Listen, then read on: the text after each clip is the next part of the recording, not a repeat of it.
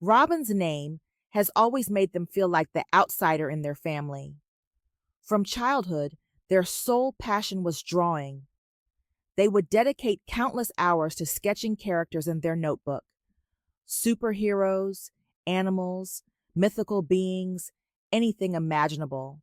Following high school, while their peers were off to university, Robin took what their family considered a grave error. Instead of pursuing a degree, they signed up for 3D modeling classes. The memory of their mother's reaction remains vivid. She stood in the kitchen, dish towel in hand, with an expression suggesting Robin had lost their senses. "What do you mean you're not attending college?" she had inquired, her voice escalating. "Your sister Jessica attended college. She possesses a genuine career now." Yes, Jessica, the seemingly flawless elder sibling who always followed the prescribed path: a university degree, an office position, marriage to Tom immediately after graduating.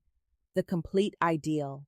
Robin attempted to clarify to their parents about YouTube, about how animators could earn a livelihood by producing content. Having become proficient with their tablet and animation software, Robin truly believed they could succeed. YouTube, their father scoffed during a dinner conversation. "That's not a legitimate profession, Robin. You'll be dependent on us indefinitely at this pace." The most disheartening part was that, initially, their concerns held some truth. Robin's initial animations received minimal views, earning them next to nothing. Whenever Jessica and Tom visited for Sunday dinner, Jessica would make it a point to highlight this. "Oh my goodness, Robin," she exclaimed one evening, scrolling through her phone with a smug expression. "Have you read the comments on your recent video? These individuals are brutal." Tom would peer over to examine her screen. "Wow, they're truly critical. Perhaps animation isn't your forte, Robin." Robin observed their enjoyment. Jessica's slight smirk, the way she'd meet their mother's gaze, sharing a conspiratorial look. Even their father would shake his head, murmuring about wasted time on cartoons. "When will you secure a conventional job?" their mother would inquire at least weekly. "You cannot persist in your fantasy world indefinitely." However, Robin possesses a tenacious spirit. Rather than surrendering, they immerse themselves in self-improvement. They research successful channels, discerning what strategies were effective and which were not. They overhauled their animation style, enhancing their characters' dynamism and incorporating improved narrative techniques. The transformation wasn't instantaneous, but gradually progress became evident.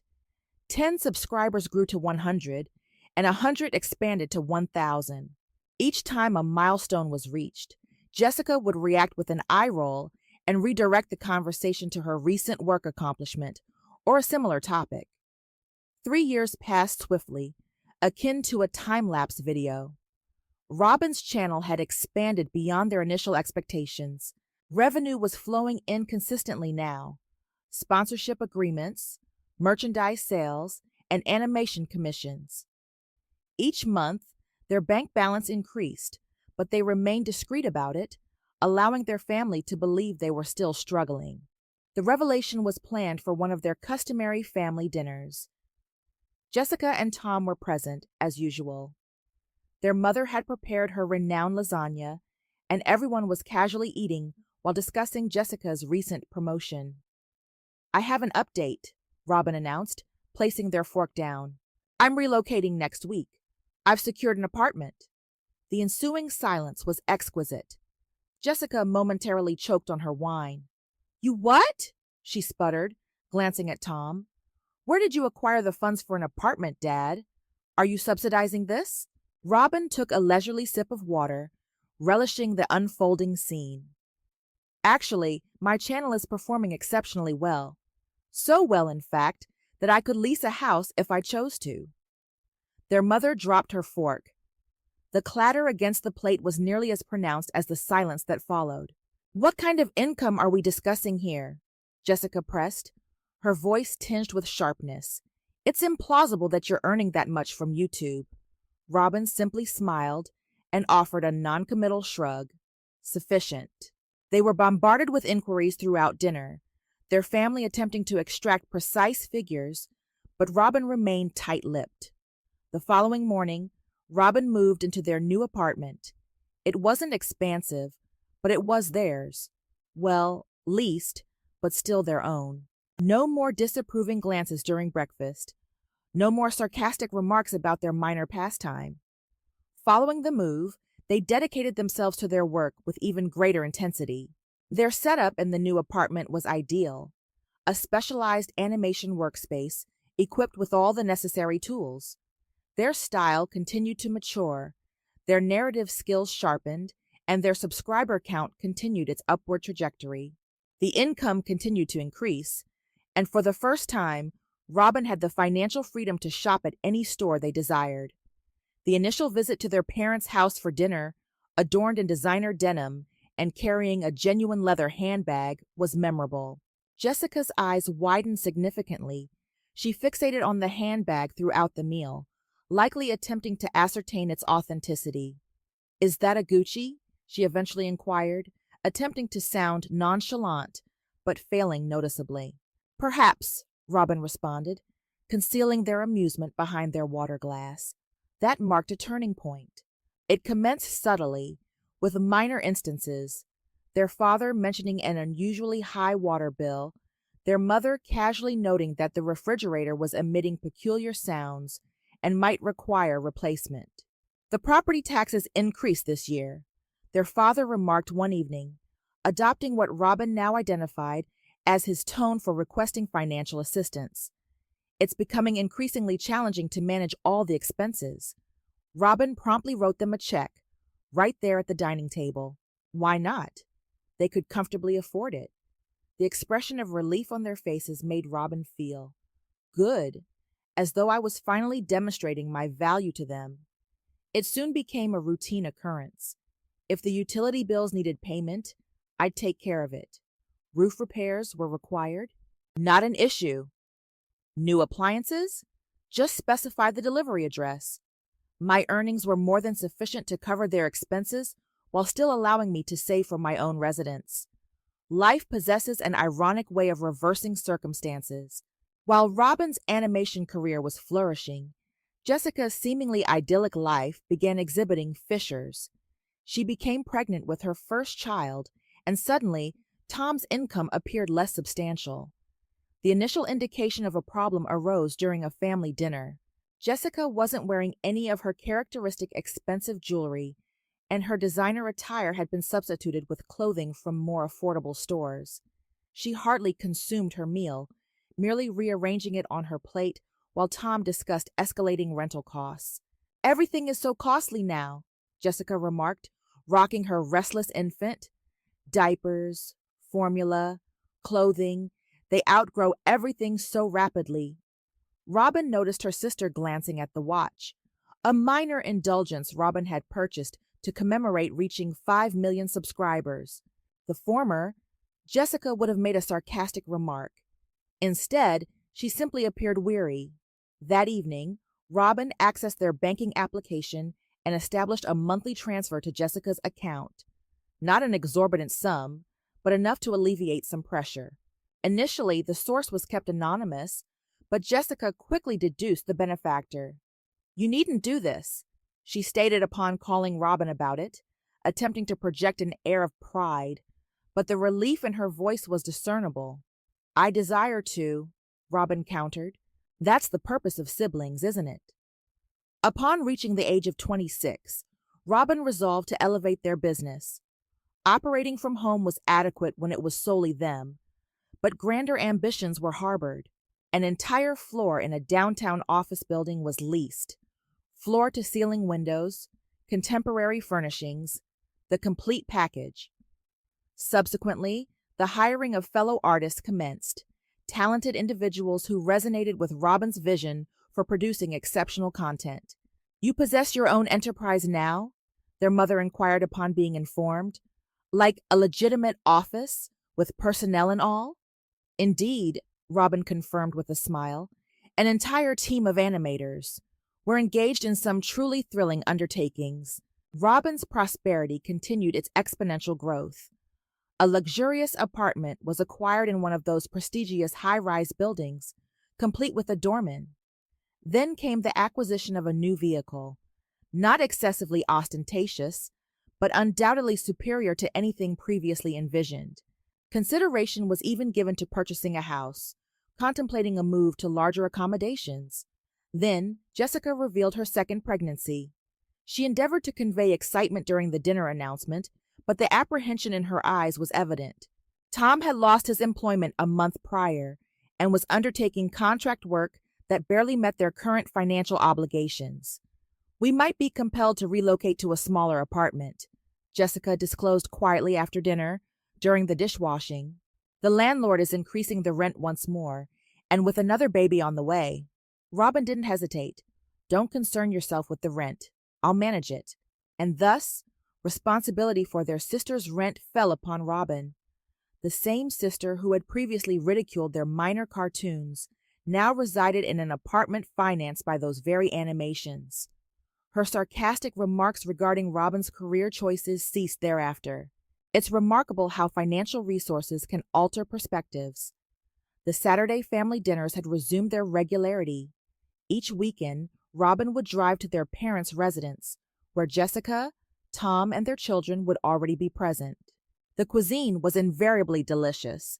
The children were endearing, and everything appeared superficially flawless. However, a new pattern became increasingly noticeable.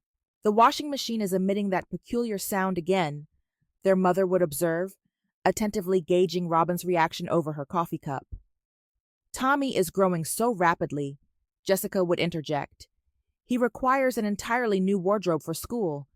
And with the baby, it was invariably something: a malfunctioning appliance, school supplies, medical expenses, home maintenance." The insinuations were no longer subtle. "The property taxes have increased once more," their father mentioned one Saturday, shifting his mashed potatoes around his plate. "And the roof genuinely necessitates repair before winter." Robin invariably acquiesced. Why wouldn't they? Their most recent merchandising agreement alone could cover their family's expenditures for an entire year. Moreover, it was gratifying to be in a position to assist, to witness their relief upon receiving another check or witnessing another funds transfer. One evening, while observing them all gathered around the dinner table, their mother serving dessert, their father recounting one of his familiar anecdotes, Jessica's children creating a delightful mess with their ice cream, an idea germinated. "How about a family vacation?" Robin proposed. 2 weeks in Hawaii. Their reactions were priceless. Their mother actually dropped the serving spoon. "Hawaii?" Jessica whispered, as though apprehensive that vocalizing it too loudly might nullify the offer. "Are you being genuine?" "Completely genuine. All expenses covered. The entire family." The vacation was extraordinary. Witnessing their parents' inaugural experience of a truly luxurious getaway, observing Jessica's children constructing their first sandcastles. Even Tom appeared to de-stress for the first time in years. Their mother shed tears upon their departure, but an even grander surprise was in store. Their parents' 35th wedding anniversary was approaching, and Robin desired to commemorate it in a significant manner. They had been driving the same aging minivan for over a decade, and it was undoubtedly past its prime. I spared no expense for the anniversary celebration: catered cuisine from their preferred restaurant, new attire for both of them, decorations, the works. The residence was filled with relatives and longtime friends, all commemorating their milestone. When the time came for gifts, I presented them with a small box containing keys. Their mother opened it, observed the car keys, and appeared momentarily perplexed. "What's this?" she inquired. "Look outside," I instructed. There it stood, parked in the driveway, a brand new SUV adorned with a large red bow. Not the most lavish vehicle available, but ideally suited for them. Safe, comfortable, and spacious enough for groceries and grandchildren. They embraced me tightly, almost painfully. "We're so proud of you, Robin," their mother whispered in my ear. So proud." In retrospect, I should have detected something amiss in their expressions when they uttered those words, but I was too elated in the moment, too gratified by being able to reciprocate to my family, too oblivious to perceive the underlying reality. It was a tranquil Saturday morning, 2 weeks subsequent to the anniversary festivities. Their parents had gone shopping in their new vehicle, eager to take it for a drive. I remained behind at the house, desiring some solitude in my childhood home. I meandered into their father's office, where I had previously dedicated countless hours to completing homework at his substantial oak desk. Their mother had mentioned organizing the accumulated old family photographs and documents in the corner, and I decided to assist during my available time. It was akin to a nostalgic journey. Report cards from elementary school, Jessica's college acceptance letter, old family vacation photographs, birthday cards we had crafted as children. I smiled at a particularly dreadful drawing I had created of our family when I was 4. Stick figures with disproportionately large heads. That's when I spotted the manila envelope. It stood in stark contrast to the aged papers and faded photo albums, pristine, new, and official-looking. It lacked the weathering of the other documents. The paper remained stiff, the edges defined. I shouldn't have unsealed it, but I did. Inside was a legal document, dated merely days after the anniversary celebration. The heading stated, "Last Will and Testament." My hand began to tremble as I perused it, the legal terminology blurring before my eyes until I located the crucial section, "All assets and property to be transferred to our daughter, Jessica Martin." I reread it. My name was absent, not present anywhere. Everything, the house I had been contributing to financially, the car I had recently gifted them, all of it was designated for Jessica. The paper quivered in my grasp. I felt nauseated. It wasn't about the monetary value or the property. Goodness knows, I possessed ample resources of my own. It was the implication. All those smiles, the embraces, the "we're so proud of you," had it all been a charade? Time seemed to halt until I perceived it. The sound of a car door closing, followed by voices and footsteps nearing the house. The front door opened, and I heard my mother's laughter concerning something. "Robin," she called out, "we've returned. Where are you?" I rose slowly, still clutching the envelope, and proceeded to the living room. They were carrying shopping bags, both smiling and conversing about their excursion, until they noticed me, until they observed what I was holding. The bags fell to the floor. Their mother's face turned ashen. Their father appeared as though he had encountered a specter. "Would someone care to elucidate this?" I inquired, my voice remarkably composed despite the internal turmoil. I held up the envelope, observing their expressions. My mother regained her composure first. "Well, we were intending to inform you." "When?" I interjected. "Before or after you bequeathed everything to Jessica?" My father stepped forward, attempting to mediate. "Now, Robin, it's not as it appears. Truly," I interrupted him, "because it appears quite unambiguous to me." That's when my mother's entire disposition shifted. Her countenance hardened, and she launched into an attack. "How dare you rifle through our confidential documents?" she exclaimed, her voice escalating to the shrill tone I recalled from childhood reprimands. "Who do you believe you are, intruding upon your father's office?" I emitted a laugh that sounded devoid of substance, even to my own ears. "Confidential documents in the house that I've been financing? The house whose utilities I cover monthly? Those confidential documents?" My father cleared his throat. "Robin, be rational.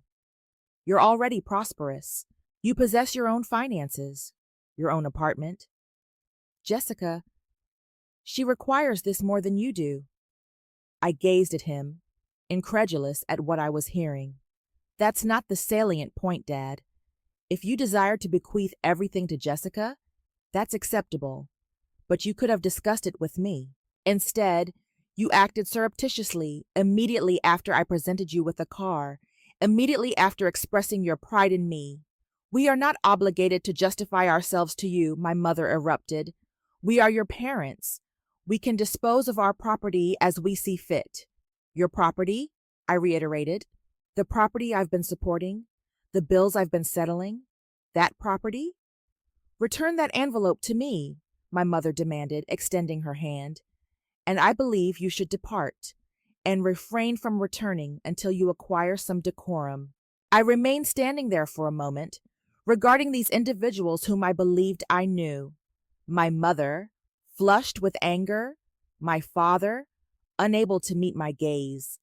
I placed the envelope meticulously on the coffee table. Retain it, I stated softly. Retain it all. I exited without uttering another word, entered my car, and drove home to my apartment. I was just emerging from a hot shower, attempting to assimilate everything that had transpired, when my phone vibrated. Jessica's name illuminated the screen. How dare you? She shrieked before I could even utter a greeting. How dare you attempt to usurp my inheritance? You're already affluent. Why do you require Mom and Dad's assistance too? Goodness, you're so avaricious. I don't desire the house, I stated, striving to maintain an even tone. Liar! You've always harbored envy towards me. Well, guess what? Mom and Dad know what's advantageous, and they selected me.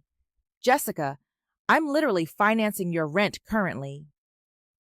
Oh, here we go, she screeched. Always flaunting your wealth in everyone's presence. That's your sole concern, isn't it? Money, money, money. I felt a laugh surge, a slightly frenzied one. I'm preoccupied with money? Me? That's ironic, emanating from you. You perceive yourself as superior to everyone else simply because... I terminated the call, abruptly pressing the red button mid-tirade, and deposited my phone onto the couch. Then, I proceeded to my window and gazed out at the city lights, allowing the tranquility of my apartment to envelop me. My hands were trembling, but I compelled myself to inhale deeply. In, out, in, out. I immersed myself in work following that day. My team was exceptional. They refrained from inquiring about my emotional state, simply assisting me in channeling everything into our latest endeavor. We were crafting something extraordinary, a series that would challenge our animation proficiencies to the utmost. Then, Friday afternoon, my phone illuminated with Mom's name. Robin, her voice was gentler than it had been during our previous interaction. We necessitate a family dinner tomorrow. A serious discourse. When I arrived at the house on Saturday evening, I observed Jessica's car already parked in the driveway. Splendid. The entire assembly was indeed present. Mom, Dad, Jessica, and Tom, all seated around the dining room table, resembling a familial tribunal. Mom had prepared pot roast, my favorite dish. The aroma permeated the house, but no one was consuming food. They all observed as I took my seat, the silence palpable and laden with tension. Dad cleared his throat. Robin, we've reached a determination. I waited, scrutinizing their faces individually. Jessica couldn't conceal her smirk. We're transferring the house to Jessica's name, Mom announced promptly. We've already consulted with our legal counsel. Before I could respond, Jessica leaned forward, her expression nauseatingly saccharine. Just to ensure you cannot challenge the will subsequently. You comprehend? We must safeguard our family's interests. Safeguard our family's interests, I reiterated slowly, the words tasting acrid in my mouth. The table once more, truly observing Mom, who had shed tears of elation when I gifted them the car. Dad, who had embraced me and expressed his pride. Jessica, who resided in an apartment I financed. Tom, who had been incapable of providing for his family and allowed me to assume the responsibility. And abruptly, everything became unequivocally clear. You know what I just apprehended? I stated, pushing my chair back and rising. I've been such a simpleton this entire time. I believed I was assisting my family, but I wasn't assisting family. I was replenishing an ATM. What are you insinuating? Mom demanded. I'm insinuating how you all perceive me. Not as a daughter, not as a sister, but merely as a convenient financial resource. Well, guess what? The ATM is deactivated. Robin, Dad began, but I interrupted him. Commencing today, I'm finished. No further bill payments, no further coverage of your rent, Jessica, no further gifts, no further transfers, nothing. You desire to engage in inheritance games? Acceptable, but you can do so with your own funds. Jessica's expression transitioned from smugness to panic instantaneously. You're incapable of doing that. Observe me. Robin, be judicious, Mom implored, her voice escalating. We're your family. No, I stated, my voice unwavering. Family doesn't perpetrate what you did. Family doesn't smile to your face while betraying you. Family doesn't incessantly take and take and take and then treat you in this manner. They all commenced yelling simultaneously, Mom weeping, Dad invoking my name, Jessica shrieking about my purported selfishness, Tom attempting to interject about the children. Their voices pursued me down the hallway, but I didn't halt. I didn't glance back. My phone wouldn't cease vibrating for days following that dinner.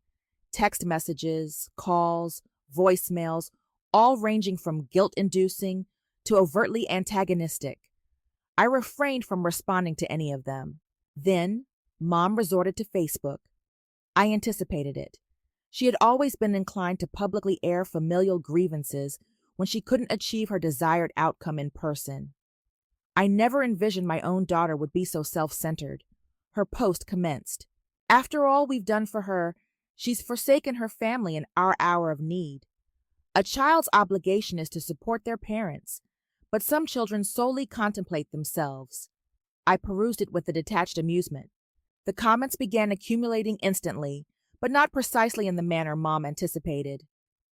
Isn't this the daughter who has been settling all your expenses? One of our cousins wrote. Wait, the one who acquired a new car for your anniversary? An aunt added. The same one who financed your Hawaiian vacation, someone else chimed in. Jessica interjected into the comments, labeling me a malevolent, envious entity who cannot tolerate witnessing others' happiness. Mom naturally liked her comment. That was the culminating provocation. I retrieved my phone and contacted the insurance provider that covered the car I had gifted my parents, the car that remained registered in my name. Hello, I necessitate reporting my car for repossession, I stated, surprised by the steadiness of my voice. Was affirmative. I possess the documentation here. They were prompt. I'll acknowledge that. The tow truck reached my parents' residence early the subsequent morning. I received the confirmation text message just as I was commencing my workday. That's when my phone truly erupted. How dare you seize our vehicle, you malevolent sorceress? We placed our trust in you. This constitutes larceny. We shall contact law enforcement. I perused their messages with an unfamiliar sense of tranquility. Then, I accessed my contacts and initiated the process of blocking numbers, one by one.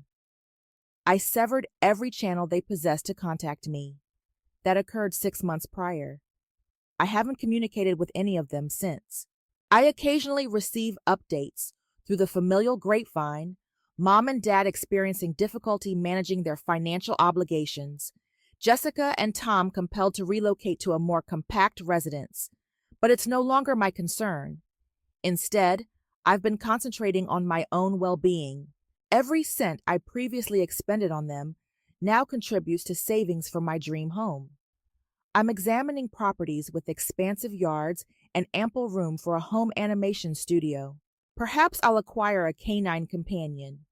I've always desired one, but lacked the time or energy while contending with my family's theatrics.